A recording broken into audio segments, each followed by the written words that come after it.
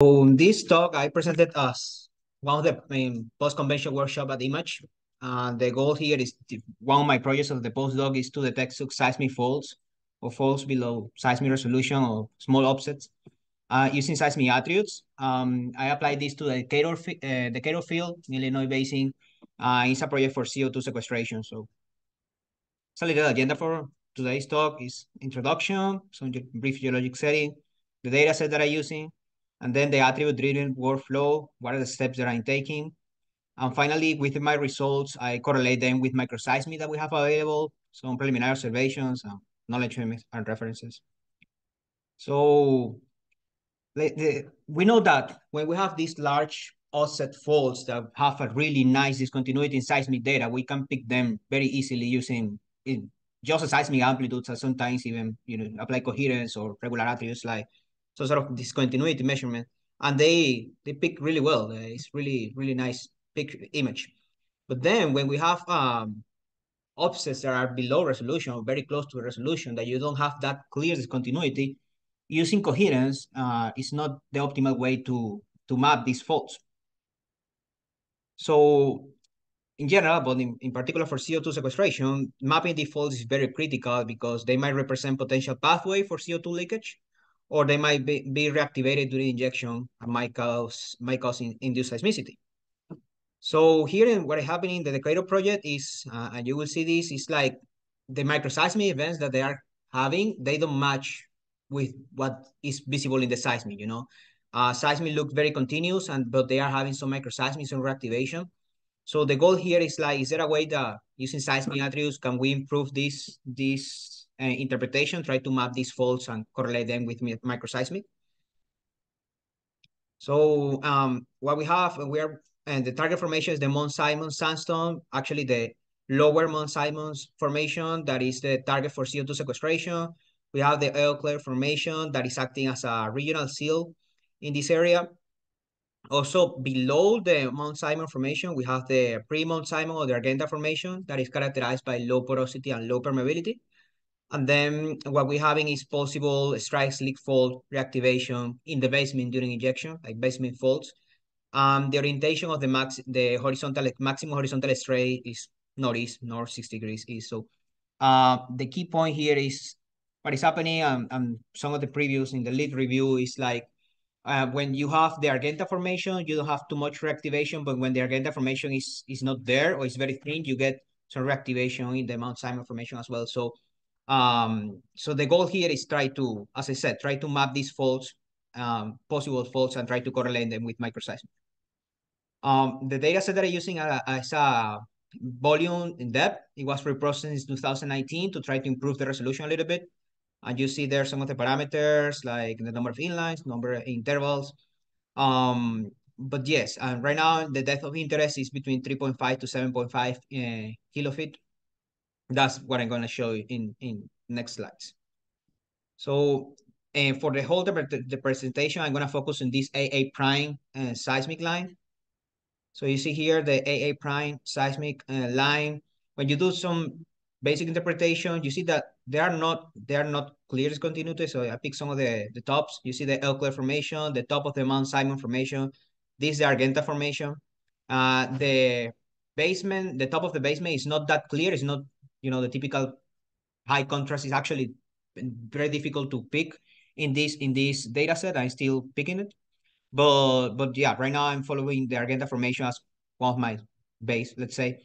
But when you try to look for these continuities, maybe there is one here. In my interpretation, I will probably hypothesize there is one here, with that flexion that I see there. But besides that, there are no clear discontinuities in the area. So the workflow that I'm applying is consider applying the seismic amplitudes, apply spectral balancing to try to improve the resolution a little bit. I applying broadband coherence, see what happens, the typical coherence.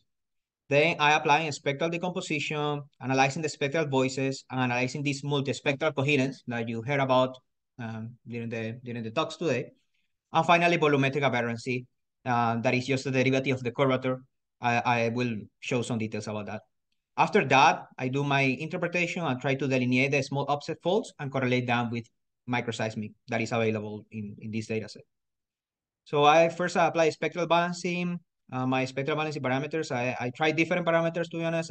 This is the one that I like the most. It preserves really well the the low frequencies. I push the high frequencies a little bit up. So let me show you. This is the original seismic amplitudes, and these are the spectral balance amplitudes. So you see that there is an increase in the resolution. So I continue with this enhanced volume for my attribute computation. So first I compute the broadband coherence. So these are the spectral balancing seismic amplitudes, and then these are the broadband coherence. So you see that it's capturing more noise than actually some sort of faults, you know? I don't, as I said, maybe I might pick something here based on the flexure, but besides that, there is not like the typical discontinuity that you can follow and pick the faults. So let's say, okay, I had the results, no clear fault are visible. So I decided, okay, let's try to do multispectral analysis. So the way that multispectral coherence works, um, two things with multispectral coherence. First, is like you decompose the seismic amplitudes in different spectral balance, bandpass filter version of the volumes, and then you compute coherence there. And the other thing with multispectral coherence is like you can sum the different covariance metrics of these volumes and have like a generalized results. And you can decide what volumes you want to use. So these are my spectral balancing, spectral balance seismic amplitudes. These are my multispectral coherence. One thing that I notice is like I don't have too much improvement with the multispectral coherence, but I would like to know that I have some newer results that I put in my paper, and I was able to improve a little bit multispectral coherence. And then I have my coherence at 9.2 cycles per kilofeet. I'm starting to have some lineaments. So some of these lineaments um, might be potential faults. Some of the results that I have there, I want to correlate with microseismic. Might be noise sometimes. This area in the upper part, this is the air cleft formation. We have some shale, and above that is more is carbonate. So I was talking with Dr. Marfu about it. It might be actually, it doesn't look like pitfalls. It looks might be something that based on the texture of the carbonates, I need to analyze more, but that's not inside the target formation. But I'm curious on what is happening there. But inside the Mount Simon formation, I see some lineaments that might be potential faults. So what I did next, I compute the volumetric aberrancy. Is that one of the bands from your multi? Yes, that's centered in 9.2 cycles per kilofeet. Yeah, that's one of the bands. Yeah, what I'm using is a raised cosine, so it's centered in 9.2. So the filter, if I'm correct, is 7.5. Yeah, 7.5, 9.2, 9.2, and 10 point something. So 10.2, I think. So yeah, so 10.9. So then this is the result in that particular frequency band. So then I compute volumetric aberrancy. So let me show you really quick what is aberrancy. You have seen it before. It has been sometime around already in AASPI. So as I said, when you have clear discontinuities, you map the coherence really well. It's really good attribute. Then when you have this kind of behavior that you have your discontinuity, but also you have some drag, it might be because of potential imaging problems or actually geology around the fault, you might actually map that fault with coherence and with curvature. What you expect is like in one side of the fault, you will have a positive curvature anomaly, and in the other side, you will have a negative anomaly. So you will able to interpret that there is a fault there. What happens if you have that kind of drag, but you don't have a discontinuity? You will have the positive and the negative curvature, but you don't have a coherence anomaly. So as interpreters, we might know that there is, or hypothesize that there is a fault there because we have the positive and negative, but the problem is actually curvature is not actually mapping the exact location of the fault. It's mapping what is around the fault. So with aberrancy, what it's doing is computing the derivative of the aberrance of the curvature to actually map the position of that fault. It's a very good attribute for that. So these are my spectral balance seismic amplitudes. These are my aberrancy magnitude results. So I start seeing some lineaments there. Some of them match what I have seen before in the coherence. Some of them are potentially noise that actually lineaments.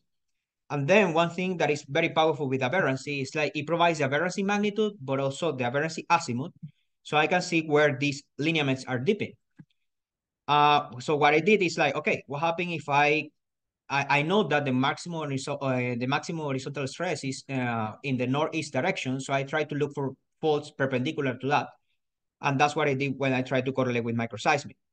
So you see here, my coherence at 9.2 cycles per feet and my aberrance in magnitude. I have two wells in the area. And then when I try to correlate that with the microseismic, I see some of these lineaments actually match the microseismic events. What I did with aberrance in azimuth, as I said, I correlated that with aberrance in magnitude and tried to just filter with faults that are perpendicular to the maximum horizontal stress field. And these lineaments, let me show you in 3D, are matching some of these, the microseismic event are matching some of these lineaments that I was able to pick with aberrancy. The only interpretation that I need to do in here is like, is there a quantitative way to try to map what I have in coherence and what I have in aberrancy to try, because some of things are matching, some things are different. So I want to do some sort of quantitative way to quantify the uncertainty, to be more comfortable. Okay, these are the faults that are happening in all these volumes. So if they are happening in all these volumes, I'm more confident that actually that might be a lineament that is there. And with that output volume, I will correlate it with microseismic. So that will be like a higher probability of actually having a lineament because it's repeated in several volumes. So some preliminary observations in here is like volumetric aberrancy and coherence and computed around that way number of 9.2 cycles per square feet are the linear potential and small offset faults that I was not able to identify using just broadband coherence and multispectral coherence. They show good correlation with microseismic, and some other areas characterized by lower signal to noise ratio are also characterized by coherence, as expected. Using aberrancy, azimuth, and magnitude, I was able to delineate these faults that are aligned with the stress field that might be potentially reactivated during injection. And future work includes some sort of quantitative interpretation. It might be unsupervised analysis with SON or GTM, or some sort of different kind of analysis. I'm still looking for the best option in that part. That's part of the future work. To try to have more a way to quantify the uncertainty of the lineaments that I'm seeing. That's what I want to do. Because some of them, as I said, in some volumes, you have some lineaments that are happening in some of them and not in others. So I just want to maximize them. And this on CNN fault prediction. So in this CNN fault prediction, we have this pre-trained model and AASPI. I apply that. And you see that it's actually capturing some of the big scale lineaments. When I do that with the microseismic, they don't have a good correlation. So one option here with the CNN might be actually I need to train it with my own data set instead of use a pre-trained model, because the pre-trained model was trained with faults that are characterized by large offset, good discontinuity, typical normal faults. So that's what I have so far. As I said, this is part of my research project. I'm writing a paper to submit this potential publication. I'm still doing some more work to expand some of the interpretation as well. So any feedback is welcome. And so acknowledgement, I want to reference the public available data set in the Illinois Basin in the Decatur. It's in EDX data set. And also AASPI sponsors Schlumberger for licensing Petrel provided to the university as well. So references, and thank you. Any questions?